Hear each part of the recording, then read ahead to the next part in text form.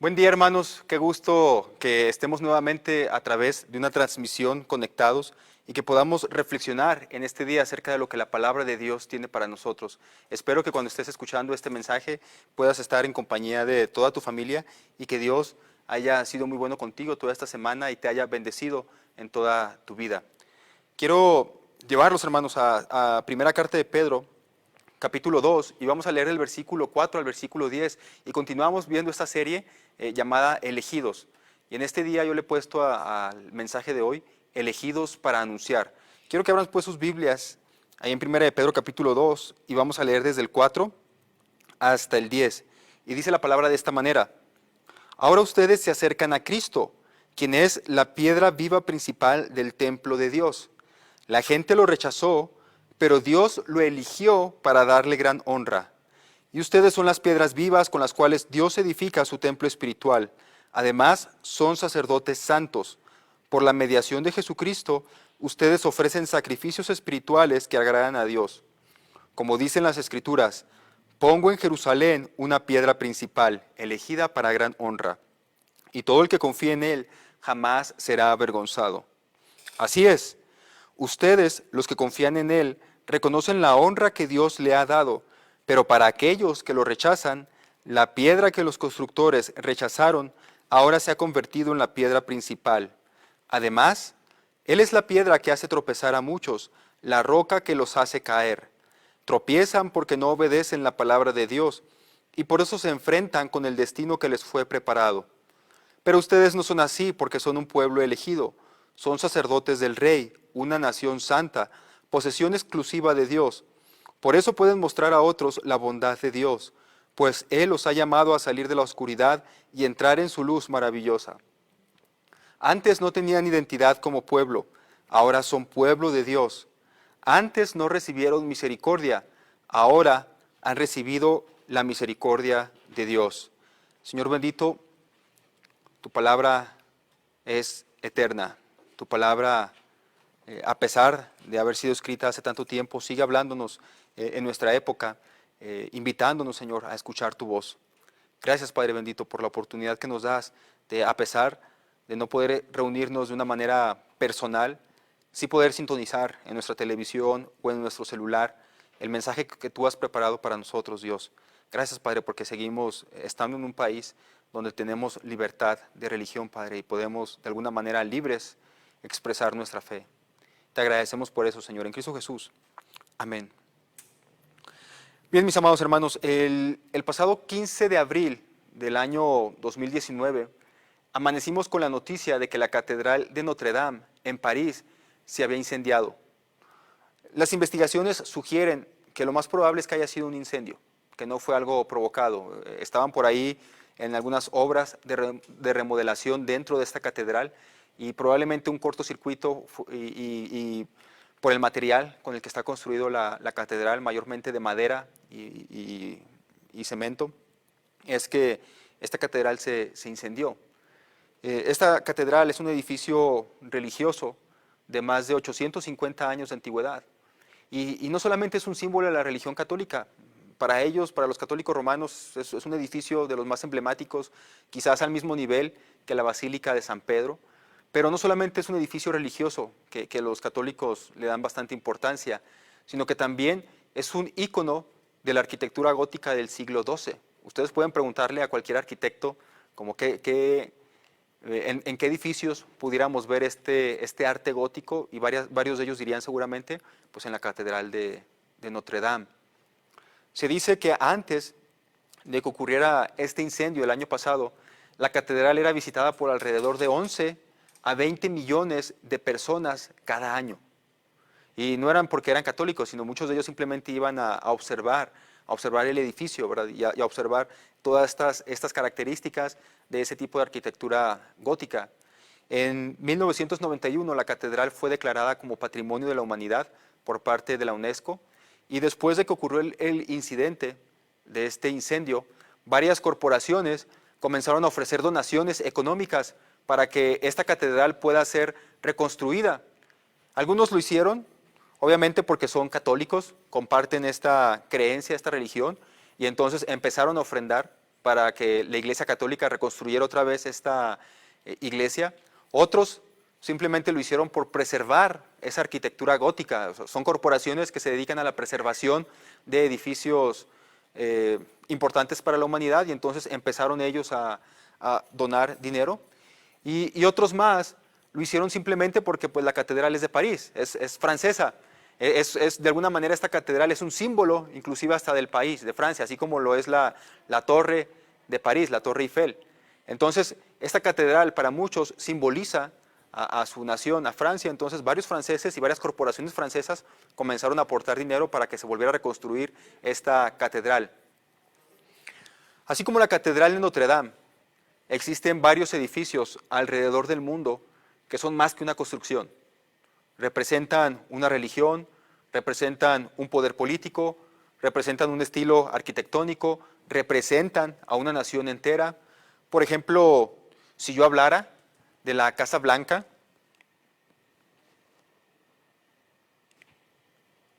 se cayó ese, pero ya, voy a tener que volver a comenzar ahí. Voy a tener que regresar ahí, Uzi, porque ese se me cayó y lo tuve que, ¿sí? Así como la Catedral de Notre Dame, existen varios edificios alrededor del mundo que son más que una construcción. Estos edificios representan a una religión, representan un poder político, representan un estilo arquitectónico, representan a un país. Por ejemplo, si yo hablara de la Casa Blanca, ustedes saben que me estoy refiriendo a Estados Unidos. Y en Estados Unidos la Casa Blanca representa ese poder político y ese poder económico que tienen los Estados Unidos de Norteamérica. Si yo me refiriera al Pentágono, ustedes saben que me estoy refiriendo al poderío militar que tiene Estados Unidos. Podemos hablar del Muro de los Lamentos en Jerusalén, también un símbolo religioso bien importante para ellos, porque desde la perspectiva judía, este Muro de los Lamentos formaba parte del templo que fue destruido por los romanos. Si hablamos aquí en México, en el ámbito futbolero, el Estadio Azteca representa ese fervor mexicano que tiene por el fútbol. Entonces, de alguna manera, estas edificaciones y otras más trascienden el propósito por el cual fueron levantadas y pasan a pertenecer a la historia de toda la humanidad. El Estadio Azteca simplemente fue levantado ahí para que se llevaran a cabo juegos de fútbol. Pero después de un tiempo ya es visto, ¿verdad? Ya es visto como más que un simple estadio de fútbol. Ya es visto como que representa todo ese fervor que tienen los mexicanos por el fútbol. Y entonces, todos estos edificios y otros muchos más que tenemos aquí en el mundo son bienes materiales inertes, no tienen vida, pero aún así pareciera que pueden contar y hablar historias. Cuando nosotros nos acercamos al Antiguo Testamento, encontramos que Dios le ordenó a Moisés que le construyera un tabernáculo o un santuario portátil, un templo portátil. Ese tabernáculo tenía la forma de una tienda, como una tienda de campaña, pero era mucho más hermoso que una tienda de campaña. Los israelitas en su peregrinaje por el desierto se iban quedando en estas tiendas. Ellos eran en ese tiempo un pueblo nómada, seminómada, y entonces cada vez que llegaban y se establecían en un lugar donde la nube de Dios se posaba, ellos tenían que levantar ahí su campamento, entonces ponían sus casas de campaña y también tenían que levantar el tabernáculo. Entonces este tabernáculo que Dios le pidió a Moisés que se lo levantara, era como un templo portátil, un templo que ellos iban transportando durante todo su peregrinaje ahí en el desierto. Y Dios le da a Moisés instrucciones bien específicas de qué materiales tiene que utilizar y la manera en que tiene que ser construido incluso el tabernáculo. Y de una manera tan detallista, Dios le da todas estas instrucciones a Moisés, como diciéndole a Moisés que esta tienda no era una tienda como todas las demás. El que fuera un templo portátil indicaba que Dios iba acompañando a su pueblo durante todo este peregrinaje en el desierto. Y la calidad de los materiales y la calidad de la construcción señalaban esa gloria, esa santidad y esa majestad de Dios. En el Nuevo Testamento, nosotros vamos a encontrar nuevamente varios pasajes donde Dios está construyendo un edificio donde Él habita. Solo que esta vez vamos a ver en el Nuevo Testamento que no es un edificio, ¿verdad? No es un edificio que se levante con las manos, no es un edificio que se componga de algo material, sino que este edificio se compone de cada persona que se ha arrepentido y que ha puesto su fe en Jesucristo. Y esa es la idea que Pedro precisamente está transmitiendo en este pasaje. Es la idea que Pedro quiere que nosotros veamos aquí en 1 de Pedro capítulo 2 del 4 en adelante. Así como los edificios que yo les mencioné al principio como un ejemplo, el hecho de que Dios esté levantando otro edificio, en este caso un edificio espiritual, tiene un propósito bien específico por Dios. Dios está levantando un edificio con el propósito de anunciar a la humanidad la grandeza y las virtudes de nuestro Dios. Lo primero que encontramos al leer nuestro pasaje es que como pueblo elegido de Dios, nosotros anunciamos que hay un solo camino al Padre. Y quiero que me acompañen ahí en el versículo 4 en adelante, y dice la palabra de Dios esto: ahora ustedes se acercan a Cristo, quien es la piedra viva principal del templo de Dios. La gente lo rechazó, pero Dios lo eligió para darle gran honra. Como dicen las Escrituras, pongo en Jerusalén una piedra principal, elegida para gran honra, y todo el que confíe en él jamás será avergonzado. Así es, ustedes, los que confían en él, reconocen la honra que Dios le ha dado, pero para aquellos que lo rechazan, la piedra que los constructores rechazaron ahora se ha convertido en la piedra principal. Además, él es la piedra que hace tropezar a muchos, la roca que los hace caer.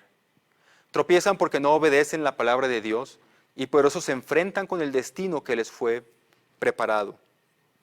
Una de las razones por las cuales Dios está edificando este edificio, este templo, que es la iglesia, es porque Él quiere que anunciemos que hay un solo camino para llegar al Padre. El mensaje del Evangelio es que Dios envió a su Hijo Cristo para que muriera en sustitución de nosotros. Nosotros no podemos hacer nada por agradar a Dios. Así que la única manera de poder acercarnos a Dios es creyendo y aceptando el sacrificio de Cristo. Este mensaje es un mensaje de amor y de esperanza. Pero ¿saben qué? También es un mensaje que divide. Es un mensaje que divide simple y sencillamente porque están los que creen y los que no creen. Y en nuestro pasaje que acabamos de leer, Pedro se está refiriendo a los que no creen como los que rechazan a Jesús. La palabra rechazar en este texto se refiere a lo que hacen los constructores con una piedra. Cuando ellos están levantando una pared de piedras y el albañil comienza ahí a observar las rocas que tiene y empieza a ver cuál le puede servir para eso que está construyendo. Entonces, aquí cuando se utiliza la palabra rechazar, tiene esa connotación de cuando el constructor está evaluando una piedra y la desecha. La desecha porque piensa que no le sirve, ¿verdad? La tira, simplemente la tira.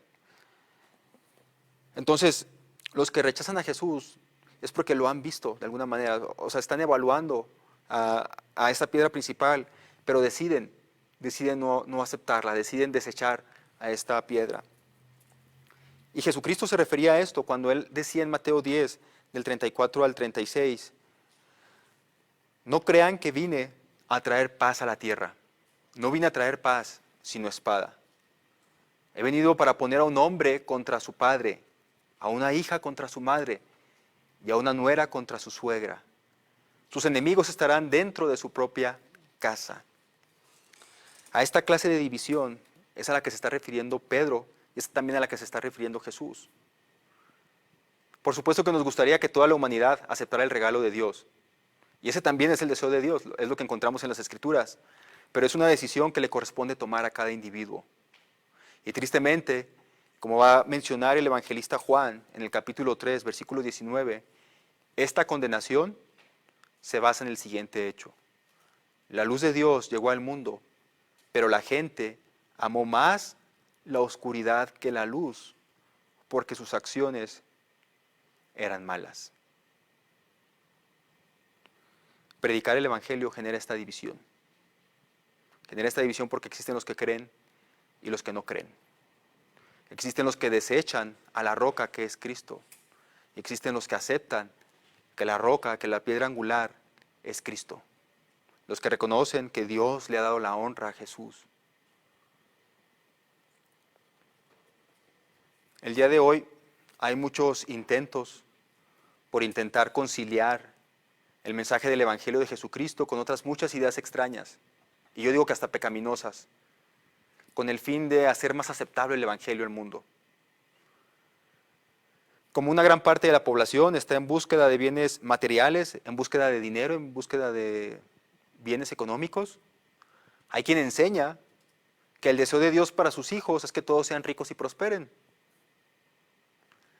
Incluso algunos se atreven a señalar que la prosperidad económica es el resultado de tener una relación correcta con Dios. O sea, que si tú estás bien con Dios, seguramente económicamente te va a ir bien. Y que si eres pobre es porque estás mal con Dios. Otro segmento de la población está en la búsqueda de alcanzar sus sueños, sus metas, sus propósitos, sus deseos. Y hay quien enseña que Dios va a cumplir todos tus sueños y todos tus deseos. ¿A quién no le encanta escuchar eso, no? Dios está trabajando para ti. Dios va a cumplir los sueños más grandes que tú tengas. Pero ese no es el mensaje de la Biblia. Igual que no es el mensaje de la Biblia que Dios quiere que todos seamos ricos. Ya he hablado de esto varias veces también. Ricos económicamente. Quiere que seamos ricos en buenas obras, ya lo he mencionado también. Pero ricos económicamente no es el propósito de Dios para nosotros aquí en la tierra. Y no es lo que dice la Biblia tampoco. Hay quienes señalan que todos creemos de alguna manera en Dios, solo que cada quien le pone un nombre distinto y cada uno lo hace a su manera, pero al final de cuentas el resultado va a ser el mismo. Todas estas ideas extrañas, con tal de ser quizás más aceptados por el mundo, se han empezado a meter dentro de la iglesia cristiana. Pero lo que encontramos a la luz de la palabra de Dios es que adoptar los valores y los principios del reino de Dios indudablemente va a traer una separación entre la iglesia de Cristo y el mundo. Va a traer esa separación porque no practicamos lo que ellos practican, porque no creemos lo que ellos creen, porque no toleramos lo que ellos toleran.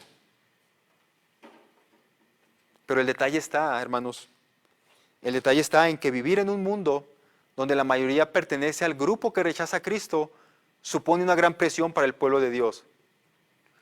Vivimos en un mundo donde todo el mundo siempre está presionándonos por querer hacernos que seamos como ellos. Y esto genera en el creyente una gran presión. Y es una gran presión porque dentro de tu familia, si tú eres el único cristiano, eres como el raro, eres el que no toma, eres el que no engaña, eres el que no quiere divertirse como los demás, eres el aguafiestas, eres el intolerante. Y no solamente dentro de la familia, en tu escuela también, dentro de tu trabajo también. Pero yo quiero que tú te des cuenta lo que Pedro les está diciendo aquí a ellos, a este pequeño grupo de personas, porque es lo mismo que nos está diciendo a nosotros. Yo quiero que ustedes se acuerden un poquito del contexto de las personas a las que Pedro les está escribiendo. Ellos son extranjeros, extranjeros que viven en diversas ciudades y son una minoría que está siendo oprimida por sus creencias. Y Pedro les está diciendo, ustedes han escogido el bando correcto, porque ustedes se acercaron a Cristo, y Cristo es a quien el Padre ha elegido para darle a Él gran honra, y todo el que confíe en Él jamás será avergonzado. La piedra que todos los constructores de este mundo han rechazado es la piedra que Dios ha escogido como la piedra angular de su nuevo templo. Es obvio, cuando leemos esto, es obvio que este pasaje no puede referirse a que no vamos a ser avergonzados terrenalmente. Porque también de pronto surgen estas ideas extrañas, donde algunos predicadores de la prosperidad dicen, Dios no va a permitir que sus hijos sean avergonzados. Pues bueno, tendríamos que desmentir entonces a toda la Biblia, porque Jesucristo, los apóstoles, la iglesia primitiva, así como diversas generaciones de cristianos hasta nuestros días, han sido avergonzados por la sociedad que los rodea, por no ceder ante los valores del mundo. Y ya lo he dicho varias veces, nos tachan de intolerantes, de raros, de que no queremos fomentar la unidad. Pero delante de Dios, soportar esta vergüenza por causa de Cristo es motivo de honra en los cielos. Entonces, cuando Pedro está diciendo que Dios no va a permitir, todo el que confíe en Él jamás será avergonzado, se está refiriendo delante de Dios. Todo el que ponga su confianza en Cristo y no ceda ante los valores del mundo, en el mundo podrá tener y sufrir vergüenza, pero en el cielo será honrado porque no ha cedido ante los valores de este mundo. Entonces la iglesia, al permanecer firme en la verdad del Evangelio y no ceder ante las presiones del mundo, anuncia que en ningún otro hay salvación. Porque no hay otro nombre bajo el cielo dado a los hombres en que podamos ser salvos. Por eso no podemos ceder, porque fuera de Cristo no hay salvación. Por eso de alguna manera lo enseñamos y queremos decir al mundo lo mismo también, lo anunciamos cuando no somos como ellos. Porque le decimos, es que fuera de Cristo, fuera de Él, no hay salvación. Por eso no podemos aceptar los valores del mundo. Lo segundo que encontramos en nuestro pasaje es que como pueblo elegido de Dios, nosotros anunciamos que todos pueden ser parte del pueblo de Dios. Vean lo que dice aquí el versículo 5. Y ustedes son las piedras vivas con las cuales Dios edifica su templo espiritual. Además son sacerdotes santos. Por la mediación de Jesucristo, ustedes ofrecen sacrificios espirituales que agradan a Dios, como dicen las Escrituras. Recuerden un poco lo que he venido mencionando desde el inicio de esta serie. Esta carta de Pedro está dirigida a personas gentiles, a personas que no son de la raza judía, son creyentes de distintas nacionalidades. Y Pedro les está diciendo a ellos, y ustedes. O sea, sí, ustedes. Los que antes no eran pueblo de Dios, ahora son pueblo de Dios. Y Dios está construyendo con todos ustedes un templo espiritual. Yo quiero que imagines, que pienses un poquito en el impacto que está causando esta afirmación en ellos. Quizás para la sociedad que los rodeaba a ellos, estos cristianos no valían nada. Estos cristianos eran un grupo de personas con costumbres y con creencias extrañas que ni siquiera eran judíos de sangre. Tenían un trasfondo, un pasado pagano. Adoraban a otros dioses. Y ahora Pedro les está diciendo, ustedes son piedras vivas con las cuales Dios edifica su templo espiritual. Imagínate lo que las palabras de Pedro estaban haciendo en ellos. Esto implica varias cosas. Pero quizás la más importante de ellas, las dos más importantes, una de ellas es que Dios ha escogido a lo más insignificante del mundo para avergonzar a quienes se creen sabios y poderosos según este mundo. Y lo otro más importante también que vemos aquí es que quien edifica el templo es Dios. Dios es el que está edificando este templo espiritual. Estos creyentes a quienes Pedro les está escribiendo tienen diversos trasfondos. Algunos de ellos eran adoradores de ídolos, cometían toda clase de pecados, habían vivido vidas desordenadas. Podríamos decirlo, ¿verdad? Podríamos decir que habían vivido vidas que uno creería que no merecerían una segunda oportunidad. Pero al acercarse a Dios por medio de Cristo, fueron transformados y ahora con sus vidas forman parte del templo espiritual de Dios. Ahora con sus vidas forman parte de la iglesia. Es hermoso la descripción que está haciendo Pedro de ellos. Ustedes que antes eran una nación pecadora, ustedes que antes no eran considerados pueblo de Dios porque adoraban a todos esos otros dioses, tenían esas vidas desenfrenadas, ahora forman parte del edificio de Dios por Cristo. Regresando un poquito al Antiguo Testamento, cuando tú lees las descripciones de las instrucciones para la construcción del tabernáculo que aparecen ahí en Éxodo, te das cuenta de que son muy detallistas.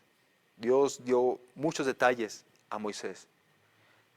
Tantos detalles le dio Dios a Moisés que estoy seguro que cuando estás leyendo esta parte del Éxodo hasta te aburre. Te aburre porque para ti son como detalles sin sentido, ¿no? Dice, ya no vamos a construir un tabernáculo otra vez. ¿Para qué leer todas estas instrucciones? Pero así lo hace Dios, porque Dios está queriéndole decir a Moisés que lo que él hace, lo hace con perfección, hace lo mejor. Dios le presta demasiada atención a su creación.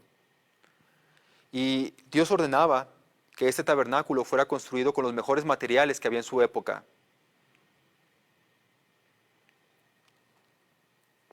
Y pensando en el tabernáculo, y pensando en lo que acabo de decir de aquellos creyentes que adoraban a otros dioses antes, que en sus vidas pasadas fueron de lo peor.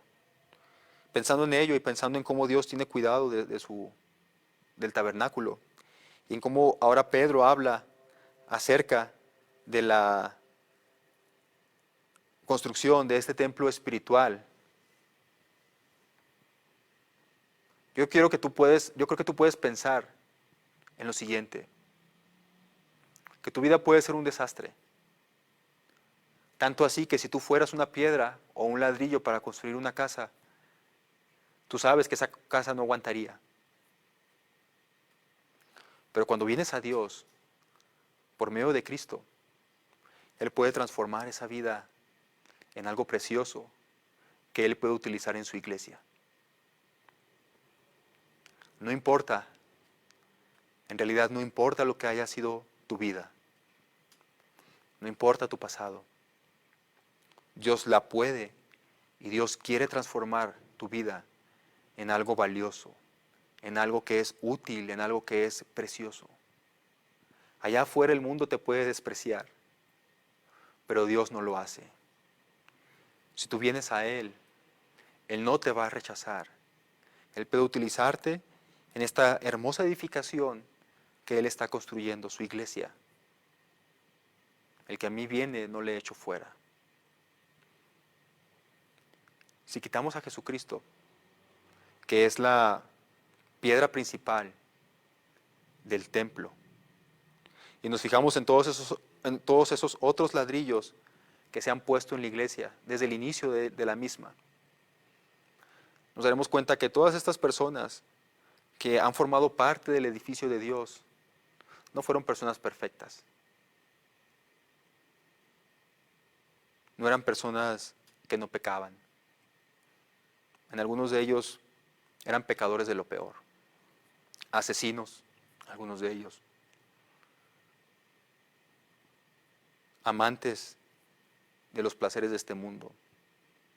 Y sin embargo, cuando vienen a Dios, Él transformó su vida de algo que no tenía sentido, no tenía propósito, que podía ser fácilmente desechado, a algo que Él mismo utilizó para construir un templo para Él.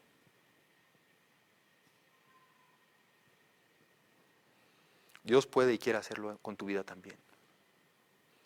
Pero hay algo más, si seguimos viendo este pasaje. No solamente cualquiera puede formar parte del pueblo de Dios, sino que dentro de este pueblo tampoco hay castas. Todos somos iguales. Pedro dice, ustedes son sacerdotes santos, o como traduce la Reina Valera del 60, son un sacerdocio santo. ¿No dice ahí que el pastor es sacerdote? ¿No dice ahí que los diáconos son quienes pueden ser sacerdotes? ¿No dice que solamente los hombres y no las mujeres pueden ser sacerdotes? Pedro le está hablando a toda la iglesia en general. Y Pedro le está diciendo a todos ellos, ustedes son un sacerdocio santo. Y esto es a lo que nos referimos cuando nosotros como creyentes bautistas hablamos o defendemos acerca de la doctrina del sacerdocio de todo creyente. Entre nosotros y Dios, solamente Jesucristo es nuestro mediador. No hay un tercer mediador. No hay tal cosa como que aquel hermano está más cerca de Dios que yo, por lo tanto voy a acercarme con él para que él le comunique a Dios lo que yo quiero decirle. No, todos tenemos ese libre acceso a Dios porque todos somos este sacerdocio santo. No hay castas dentro del pueblo de Dios. En el Antiguo Testamento, Los sacerdotes venían de una tribu específica, de la tribu de Leví, eran levitas. Pero dentro de esta tribu existían diversas familias. Una de las familias que pertenecía a la tribu de Leví era la familia de Aarón. Y cuando Dios levantó el tabernáculo, cuando Dios le pidió a Moisés que le levantara ese tabernáculo, también le pidió que de la familia de Aarón los separaran, porque de ellos iba a formar a los sacerdotes que iban a servirle en el tabernáculo. En otras palabras, todos los sacerdotes eran levitas, pero no todos los levitas eran sacerdotes. Solamente aquellos levitas que pertenecían a la familia de Aarón. Y los sacerdotes cumplían una función específica dentro del pueblo israelita. Eran los encargados de ofrecer los sacrificios a Dios. Eran los encargados de ofrecerle estas ofrendas que traía el pueblo, y entonces ellos los ofrecían a Dios y de esta manera purificaban al pueblo de sus pecados. Ahora nosotros ya no ofrecemos sacrificios animales. Esos sacrificios animales ya quedaron obsoletos y no es tema de esta predicación, pero les tengo que decir, no es algo que se tenga que restablecer para que venga Cristo tampoco. Porque regresar, como va a decir el autor de Hebreos, regresar a un sistema de sacrificios animales es como ir otra vez en sentido contrario. Ya se ha superado ese momento en el que se tenían que sacrificar animales. Y ya se ha ofrecido un sacrificio perfecto, un sacrificio puro y perfecto que cubre todos los pecados que los sacrificios animales no podían cubrir. Y el sacrificio de Cristo. Con el sacrificio de Cristo ya se ha hecho el sacrificio que era necesario por el rescate de nosotros. Ofrecer otra vez animales no tendría ningún sentido. Pero bueno, Pedro está diciendo ahí, ustedes son sacerdotes santos que ofrecen sacrificios espirituales que agradan a Dios. ¿A qué sacrificio se refiere Pedro si ya no estamos nosotros ofreciendo sacrificios animales? Pedro se está refiriendo a la adoración. A la adoración, a la búsqueda de la santidad, al testimonio, al servicio que hacemos unos por otros y a entregar la vida misma. Esa clase de sacrificios es a la que se refiere Pedro. Y todos tenemos la capacidad de ofrecer esos sacrificios por medio de Cristo. Se los vuelvo a repetir, la adoración, la búsqueda de la santidad, el testimonio, el servicio que hacemos unos por otros y la vida misma. Por eso le ofrecemos sacrificios que le agradan a Dios por medio de Cristo. Son sacrificios que ahora le agradan a Dios. Y nosotros como iglesia entonces, ya hemos señalado que dentro de nosotros no hay castas, porque todos le ofrecemos a Dios esta misma clase de sacrificios. Lo adoramos, buscamos continuamente la santidad, damos testimonio, nos servimos unos a otros por medio de los dones que Dios nos ha dado y entregamos la vida por Jesús. Todos tenemos la misma capacidad de ofrecer esos sacrificios. No hay castas, ¿verdad? No hay castas delante de Dios. Todos ejercemos ese sacerdocio santo del que habla Pedro. Y cuando en la iglesia nosotros vivimos así y enseñamos que no hay castas y proclamamos su mensaje a toda nación, anunciamos que todos pueden ser parte del pueblo de Dios. Y es un pueblo en el que nos tratamos de igual a igual. Y finalmente, mis amados hermanos, Pedro va a seguir, vamos a encontrar que como pueblo elegido de Dios, nosotros anunciamos también la bondad de Dios. Y quiero llevarlos al versículo 9 y al versículo 10.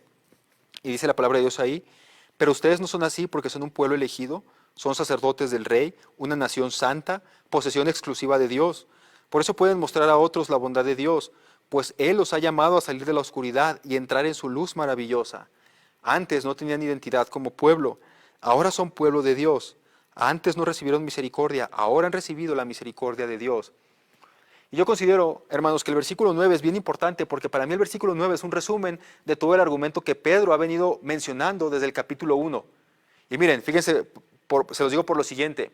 Pedro comienza diciendo, ustedes son un pueblo elegido, que fue lo que vimos en las primeras predicaciones.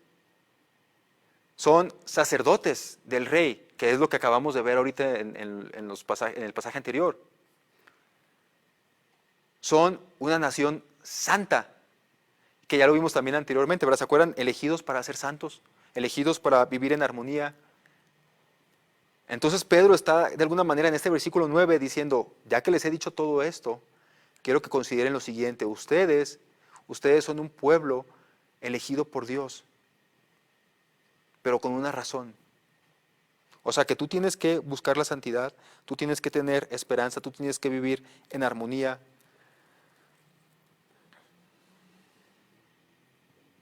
Porque Dios está edificando esta iglesia para anunciar las virtudes de aquel que los llamó de las tinieblas a su luz admirable. ¿Verdad? La razón que nos está dando Pedro, por la cual tenemos que hacer lo que ya nos ha dicho en los pasajes anteriores, es que ante el mundo nosotros anunciamos las virtudes de Dios. Por eso le pusimos a este mensaje, elegidos para anunciar. Cuando Dios formó al pueblo israelita, Él les dio, cuando Dios escogió a Abraham, cuando Dios escogió a Abraham para hacer de él una gran nación, Él le dijo, por medio de ti serán benditas todas las naciones. Y Él quería que Israel cumpliera esta función de bendecir, ¿verdad? De anunciar a Dios. Pero cuando el pueblo de Israel falla y fracasa en el propósito por el cual Dios lo tenía, lo había formado, entonces Dios desechó a Israel.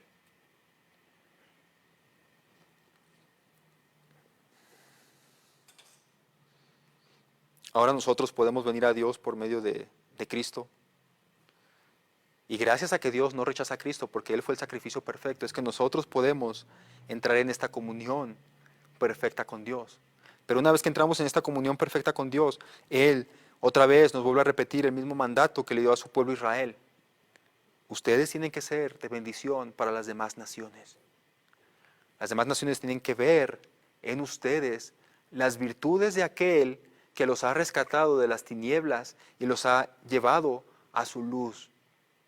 Entonces la razón por la que Pedro nos pidió buscar la santidad, por la que nos dijo que viviéramos en armonía, por la que nos dijo que creciéramos, es porque como iglesia somos el templo de Dios y representamos ante la humanidad todas las virtudes de Dios. Así como aquellos edificios que yo les mencionaba al principio de esta predicación. Esos edificios que son más que una construcción, que representan más que solamente un lugar donde la gente se junta, que son un símbolo para toda la humanidad. Así la iglesia de Cristo es más que un lugar donde habita Dios. Es un lugar que anuncia ante el mundo lo bueno que es nuestro Dios. Es un pueblo que ya no vive en oscuridad, es un pueblo que ya no practica las obras de maldad, es un pueblo que vive en la luz maravillosa de Dios. Esto tiene muchas implicaciones, hermanos, tiene muchas implicaciones porque en nuestros días se han cometido varios errores dentro de la iglesia cristiana. Yo creo que varios hemos caído en este error también, donde nombramos nuestras instalaciones, nombramos el edificio como el templo de Dios. Y lo hacemos, yo sé que quizás muchos no lo hacemos con una malicia, ¿verdad? Simplemente lo hacemos de una manera en ignorancia. Pero pensamos que el templo de Dios son las instalaciones que tenemos. En vez de reconocer que el templo de Dios somos la comunidad de creyentes. La comunidad de creyentes somos esa casa espiritual, somos el templo de Dios. Incluso en otras congregaciones se habla del altar como un lugar específico dentro del santuario, se le ponemos así, ¿verdad? El santuario, y dentro del santuario está el altar. Pero el altar es un término que se refiere a un lugar donde se ofrecían sacrificios de animales.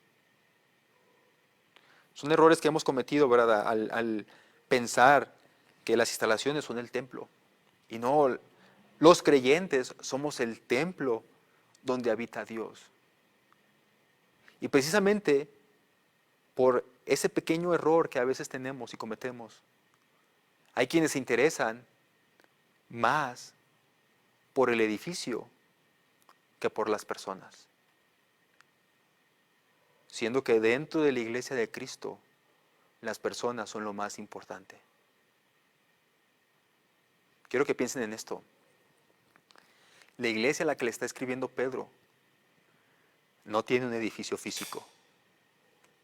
La iglesia a la que le está escribiendo Pedro no está en Jerusalén, no tienen un templo ahí, no están en Antioquía tampoco. Son cristianos que se han dispersado por varias ciudades. Quizás algunos de ellos están pensando o tienen este deseo de tener un templo como los judíos. Probablemente en la mente de algunos de ellos, si no tienen un templo no pueden adorar a Dios. Y Pedro les está diciendo aquí, todos ustedes en conjunto son el templo de Dios. Y este templo es un templo que trasciende las épocas. Este templo es un templo que trasciende las barreras geográficas, que trasciende las barreras políticas. Es un edificio que Dios va edificando con cada creyente que Él mismo limpia y purifica. Es un edificio donde todos tienen el mismo valor y todos son importantes. Es un edificio que tiene el propósito de anunciar al mundo cuán bueno es nuestro Dios. Es un edificio en el que gente de toda lengua, de toda nación, de toda tribu, de toda raza, puede llegar a pertenecer, puede llegar a formar parte por medio del sacrificio de Cristo. Ese es el templo de Dios. Tú eres parte del templo de Dios porque tú eres parte de la iglesia si es que has aceptado a Jesucristo como tu Salvador. Por la contingencia actual, nosotros no nos podemos reunir en nuestras instalaciones, no lo podemos hacer. Hay algunas directivas de parte del gobierno y también por razones de salud, simplemente. No podemos hacerlo, no es conveniente hacerlo todavía. Pero el que no nos podamos reunir en instalaciones físicas no significa que no seamos iglesia. Porque de hecho como iglesia seguimos siendo el templo donde Dios habita. Tú eres parte de la iglesia, eres un ladrillo que estás por ahí en la colonia en la que vives, pero formas parte de una iglesia. Y todos los ladrillos tenemos que anunciar las virtudes de nuestro Dios. Todos los ladrillos tenemos que brillar, porque formamos parte de ese hermoso templo que Dios está construyendo.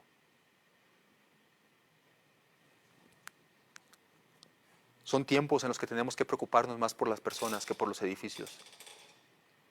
Son tiempos en los que de una manera muy sincera, en los que de manera intencional,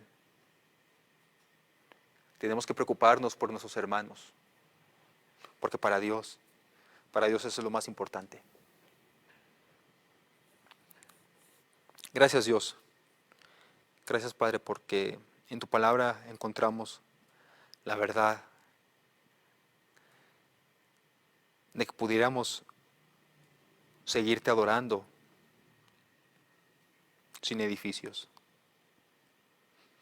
sin instalaciones, sin luces, sin música, sin internet.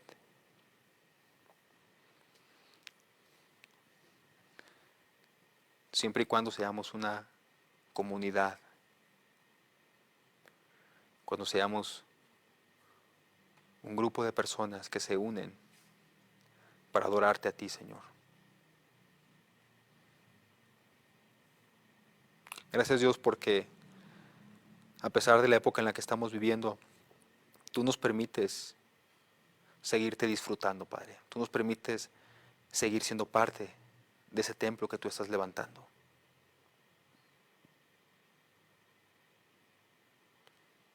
Anhelamos ver, Señor, tu obra en medio de nuestros días. Anhelamos ser parte de ella también. Ayúdanos, Dios, como hijos tuyos, que pertenecemos a este templo tan hermoso, que podamos anunciar las virtudes, anunciar la bondad, anunciar la misericordia tuya, Padre. Que la gente pueda darse cuenta la clase de Dios que tenemos por el edificio que estás levantando en nosotros. Que cuando la gente vea Campamento de Dios puedan ver que es una iglesia que está siendo edificada por ti, Señor. Que es una iglesia que se ama, que es una iglesia que se respeta, que es una iglesia que se preocupan los unos por los otros, que es una iglesia donde las familias buscan crecer, buscan tener esa similitud a tu Hijo Cristo. Gracias Dios porque en todo esto nosotros somos incapaces, pero tú nos estás moldeando y nos estás transformando por medio de tu Santo Espíritu. Gracias Dios por lo que has hecho en nosotros y gracias por habernos aceptado a pesar de todo nuestro pasado, Señor. Eres bueno Dios y por eso te alabamos. En Cristo Jesús, amén.